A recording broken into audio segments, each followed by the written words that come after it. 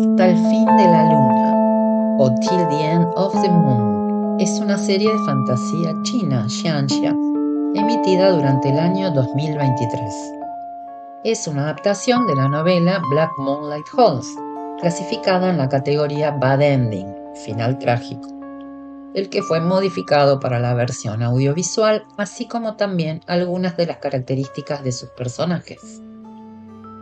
Tales cambios obedecieron a una estrategia deliberada para hacer los dilemas morales que se plantean en la trama algo más accesibles en función de la distribución internacional y la llegada a una audiencia global.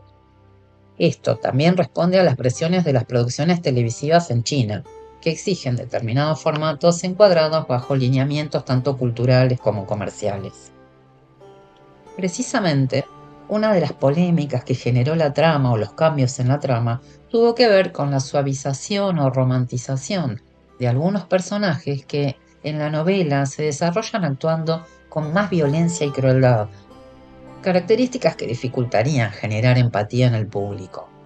Otro cuestionamiento se originó en la aceleración de ciertos nudos narrativos, dado que la serie contó con 40 episodios cuando originalmente estaba planteada para 58. La limitación en la cantidad de episodios es otra de las exigencias de las producciones en la televisión china.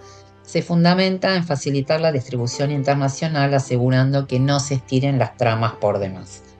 Si bien esta medida está flexibilizándose, cabe tener en cuenta que el crecimiento de la industria del entretenimiento en China va de la mano de la exportación cultural hacia Occidente, por lo cual se torna imprescindible ir adecuando los contenidos y sus formatos en la medida de hacerlos amigables sin perder su esencia. La producción está estelarizada por Luo Yunxi, popular actor y cantante chino, y la actriz y modelo, también cantante, Bai Lu, ambos con una importante trayectoria en la industria audiovisual, tanto en dramas de época como de fantasía, mitológicas y modernas. Cuenta con varias canciones originales en su banda sonora, destacándose Black Moonlight, por la preferencia del público, quien la consideró fiel a la esencia de la trama por su letra, sus lyrics.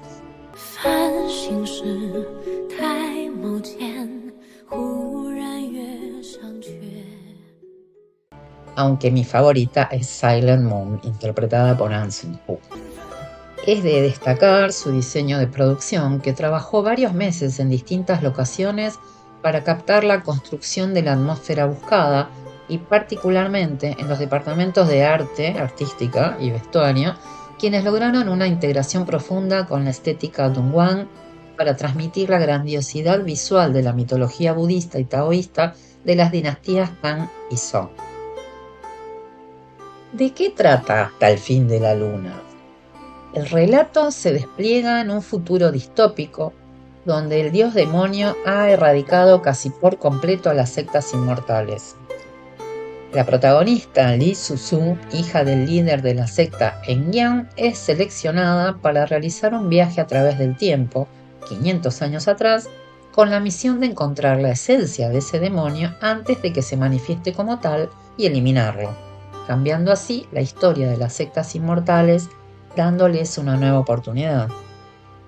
La narrativa se funda en la premisa de que este ser está predestinado a convertirse en el dios demonio original, una entidad que representa todo el karma maligno del mundo y cuyo propósito es abrir el camino de la angustia total para retornar el universo al caos primordial. Este concepto introduce la siguiente tensión filosófica que será constante a lo largo de los 40 episodios. ¿Es posible que un ser nacido sin capacidad de sentir emociones humanas básicas pueda desarrollar una brújula moral? A su vez, esta idea se empata con otra. ¿Un humano amoral nace o la sociedad lo hace? Li Suzu va a viajar esos 500 años atrás en el tiempo y va a encontrarse con este ser que estará habitando la identidad de Tan Tai Jin, un príncipe desplazado del poder y la nobleza, un paria, rechazado por su padre y su familia, criado en un entorno de desprecio y maltrato. Paradójicamente, a la misión que tiene planteada, Li Suzu no podrá asesinarlo, porque en el interior de Tan Tai Jin se aloja un llamado hueso malvado, que debe ser previamente removido del portador dado que la muerte de este antes de tiempo desencadenaría la aparición anticipada del demonio, lo que lo obliga a cuidar de él, preservar su integridad, su vida, hasta lograr dicho cometido. Nuestra heroína deberá primero encontrar la forma de extraer ese hueso, lo que iniciará una secuencia de investigaciones y aventuras para dar con una serie de acciones a realizar que permitan dicha extracción, luego de lo cual podrá, o más bien deberá, asesinar a su portador Tan Tai Shin. Como uno ya puede imaginarse, esta historia lleva a otras preguntas, de esas que nunca se cancelan, las ontológicas, las que intentan responder las cuestiones primordiales acerca de la naturaleza humana, del origen y del propósito de la existencia. En este caso, la maldad, las acciones crueles, la violencia, ¿son parte de nuestra condición humana? ¿O estas conductas son adquiridas? De ser malvados, ¿tenemos posibilidad de redención? El concepto de redención en esta trama intenta cuestionarse desde una perspectiva determinista, o al menos invita al espectador a hacerlo, partiendo de la idea de si un ser nacido para la destrucción puede, a través del libre albedrío, cambiar su destino. Para esto, la serie se ocupará de explorar la tensión entre el determinismo biológico y la elección de identidad. Tan Tai Shin nació sin la capacidad de sentir emociones básicas, lo que lo obliga a sobrevivir mediante la imitación de las reacciones de los demás. Esto lo convierte en un observador analítico de las acciones humanas, incluyendo la crueldad y, en consecuencia, la construcción de una mirada crítica que pone en duda la autenticidad de la moral. Su redención no se postulará a partir de un acto heroico, sino del cuestionamiento de su propia naturaleza y en la búsqueda de una brújula moral en un entorno que lo ha maltratado sistemáticamente. La estructura narrativa de esta historia se organiza en 3 arcos temporales para procesar la evolución o refinamiento espiritual del protagonista. En primera instancia, el primer arco, el reino mortal, representa la etapa de supervivencia y despertar emocional inicial a través de la imitación. Un segundo arco, el sueño de Bore, funciona como una lección espiritual profunda donde, al vivir una vida como el dios de la guerra Mingye, Tan Tai Shin comprende la responsabilidad del poder y el valor del sacrificio divino. El tercer y último arco, el reino de la cultivación, es la síntesis final, donde el protagonista podría elegir activamente su identidad como discípulo de una secta justa frente a la inminente resurrección de su naturaleza demoníaca. Es interesante cómo Lee Suzu se transforma en la heroína de esta historia, pero no como el catalizador de este tránsito viaje de Tan Tai Shin, no solo como su salvadora, porque a través de estos 3 arcos, Lee Suzu no es un motor pasivo del camino a la redención de Tan Tai Shin, su papel es dual y conflictivo. Inicialmente enviada para extraer el hueso malvado y destruir a Tan Tai Shin, sus actos de piedad y protección, aunque motivados por su misión, proporcionan al protagonista la primera experiencia de amor y cuidado. Esta relación obliga a ambos a enfrentarse al dilema de amar a quien el destino marca como su enemigo mortal. Durante este trayecto irán apareciendo personajes secundarios acompañando las diversas formas y diferentes niveles de compromiso de las experiencias vitales de Tan Tai Shin y de Lee Suzu, portando nuevas y complejas miradas sobre el conflicto principal, pero también alimentando el ritmo de la historia con variaciones sobre los dilemas planteados que no voy a anticipar para no spoilear, que puedas disfrutar en toda su dimensión con el visionado de la serie. La lucha interna de Tan Tai Shin es un reflejo perfecto de uno de los debates más antiguos de la filosofía occidental. Para organizar nuestras ideas, podemos observar su historia a través de los ojos de 2 pensadores influyentes que ofrecieron respuestas radicalmente opuestas a la pregunta sobre la naturaleza humana: Jean-Jacques Rousseau y Thomas Hobbes. Veamos a Rousseau y el argumento de la corrupción. Tan Taishín víctima de la sociedad? El filósofo Rousseau sostenía una idea radicalmente optimista. El ser humano nace bueno y libre por naturaleza. Este hombre natural vive en armonía consigo mismo. Sin embargo, es la vida social la que lo corrompe. La sociedad, con sus jerarquías, su vanidad, su envidia, aleja al individuo de su esencia y lo vuelve malvado. Si aplicamos esta teoría a Tan Taishín, el diagnóstico es claro. Como príncipe Ren en un reino enemigo, su infancia y juventud fueron un catálogo de horrores. Fue sistemáticamente maltratado, humillado, privado de afecto y castigado por todos a su alrededor. Desde la perspectiva de Rousseau, su crueldad no es innata, es el resultado directo y predecible de una sociedad que nunca le mostró un solo acto de bondad. La serie misma nos lo pregunta: ¿es el hombre un diablo por nacimiento o por la falta de un solo acto de bondad en su infancia?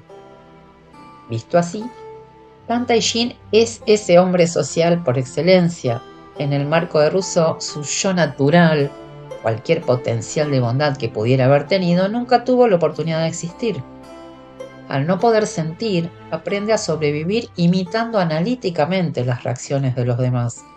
Ha perdido su ser natural a cambio de uno simulado, un cascarón vacío, moldeado por la crueldad que lo rodea, una figura trágica que no solo es víctima, sino un ser que nunca tuvo un yo propio. La postura que confrontamos nos presenta a Hobbes y el argumento del egoísmo. ¿Tan Taishín es el lobo en un mundo de lobos? Para Hobbes, cuya visión era mucho más pesimista, el estado de naturaleza no es un paraíso de bondad, sino una guerra de todos contra todos. El ser humano, en su forma más básica, no es ni bueno ni malo. Actúa movido por el instinto de autoconservación y, sobre todo, por un temor omnipresente a una muerte violenta. La moral es una construcción posterior. Para Hobbes, en la naturaleza solo hay interés propio nacido del terror. Desde esta perspectiva, la vida de Tan Taishín como príncipe Ren no es consecuencia de una sociedad corruptora, sino un puro estado de naturaleza. Sin un poder que lo proteja, se encuentra en una lucha constante por la supervivencia, impulsado por un miedo visceral a ser aniquilado en cualquier momento. Su crueldad y manipulación no son signos de maldad innata, sino estrategias racionales nacidas del terror. Su incapacidad para sentir emociones y su tendencia a imitar analíticamente las reacciones de otros encaja perfectamente con el cálculo estratégico que Hobbes atribuye al ser humano para maximizar sus ventajas. No actúa por maldad, sino siguiendo las leyes de la supervivencia en un entorno donde no hay seguridad ni confianza. Es un lobo en un mundo de lobos y sus acciones son la respuesta lógica a una vida de miedo constante. Llegando a este punto, ¿es Tan Taishín una víctima de la sociedad, como diría Rousseau, o un superviviente racional, como sugeriría Hobbes? La serie, afortunadamente, no se conforma con una respuesta simple, sino que habilita conclusiones abiertas para la reflexión individual. En lugar de elegir un solo camino filosófico, Hasta el fin de la luna propone una síntesis que se inclina hacia una respuesta más moderna, casi existencialista, frente al determinismo clásico del debate entre naturaleza y contexto de origen. La serie parece decirnos que, si bien tanto la naturaleza como el entorno son fuerzas poderosas, no son destinos ineludibles. El arco final del personaje es la clave, momento en el que Tan Taishín se enfrentará a su ciclo kármico y al destino inevitable de convertirse en el dios demonio. La serie sugiere que aunque nuestro entorno nos moldea, decir de Rousseau, y nuestros instintos de supervivencia son poderosos, desde la mirada de Hobbes, una elección consciente y autoconsciente, en este caso un acto de autosacrificio motivado por el amor, tiene el poder de crear una nueva naturaleza y anular toda una vida de condicionamientos. El ser humano no es solo una hoja a merced del viento de la sociedad, ni un simple animal calculador. presentado desde una perspectiva existencialista, es un agente capaz de forjar su propio significado a través de sus decisiones. Hasta el fin de la luna no nos da respuestas definitivas, sino que de manera muy inteligente nos interpela con un cuestionamiento inquietante. Si ni la naturaleza ni la crianza nos definen del todo, ¿tan poderosa puede ser una sola decisión como para reescribir nuestro destino? El propósito de estas reflexiones es invitarte a disfrutar de Till the End of the Moon desde una mirada diferente, que despliegues tu curiosidad, investigues con el aporte de algunas perspectivas clásicas, por ejemplo, desde estas miradas, naturalismo, determinismo, existencialismo, y puedas buscar tus propias respuestas válidas frente a los dilemas cotidianos, sean los de Tan Tai-Shin, los de Lee Suzu o los tuyos. Mi nombre es Cristina, gracias por haber compartido este tiempo conmigo y será hasta la próxima.